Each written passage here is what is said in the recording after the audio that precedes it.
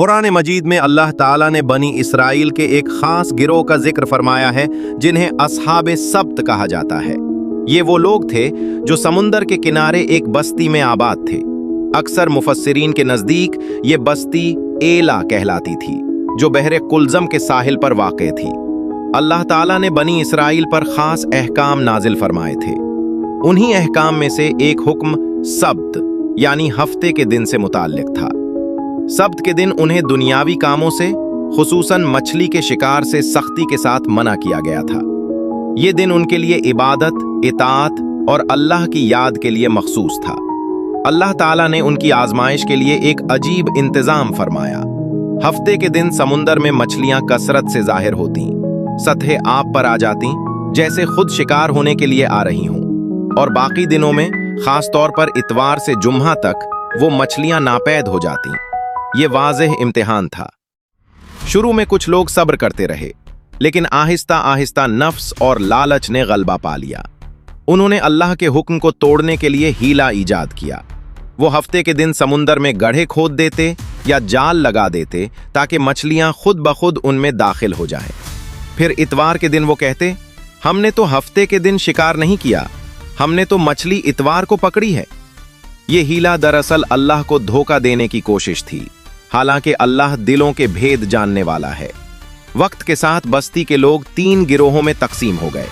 पहला गिरोह वो था जो खुल्लम खुला सब्त की नाफरमानी करता था और हीले से शिकार करता था। दूसरा गिरोह वो नेक लोग थे जो उन्हें बार बार नसीहत करते, अल्लाह का खौफ दिलाते और कहते, अल्लाह के हुक्म से डरो वरना अजाब आ जाएगा। तीसरा गिरोह वो खामोश तमाशाई थे। वो न खुद गुनाह करते थे न रोकने की कोशिश करते थे। वो कहते थे, तुम क्यों उन लोगों को नसीहत करते हो जिन्हें अल्लाह हलाक करने वाला है।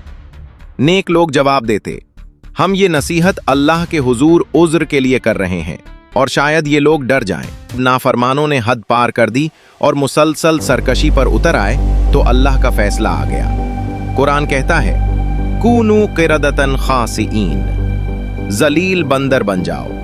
एक ही लम्हे में वो लोग जो अल्लाह के हुक्म का मजाक उड़ा रहे थे बंदरों की शक्ल में बदल दिए गए।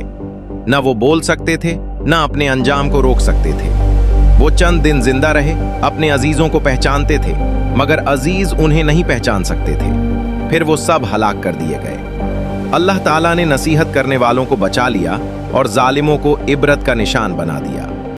ये वाकया हमें ये सबक देता है कि अल्लाह के अहकाम से हीलाबाजी भी नाफरमानी है। बुराई देखकर खामोश रहना खतरनाक हो सकता है। अल्लाह की आजमाइश में कामयाबी सिर्फ इताअत में है। यह किस्सा सिर्फ बनी इसराइल के लिए नहीं बल्कि क़यामत तक आने वाले इंसानों के लिए है। जो अल्लाह के हुक्म को खेल समझे वो अंजाम से बेखबर होता है। क्या आपके ख्याल में आज के दौर में भी अस्हाबे सब्त जैसा रवैया हमारे मुआशरे में मौजूद है? क्या हम हीलाबाजी के जरिए गलत को दुरुस्त साबित कर रहे हैं?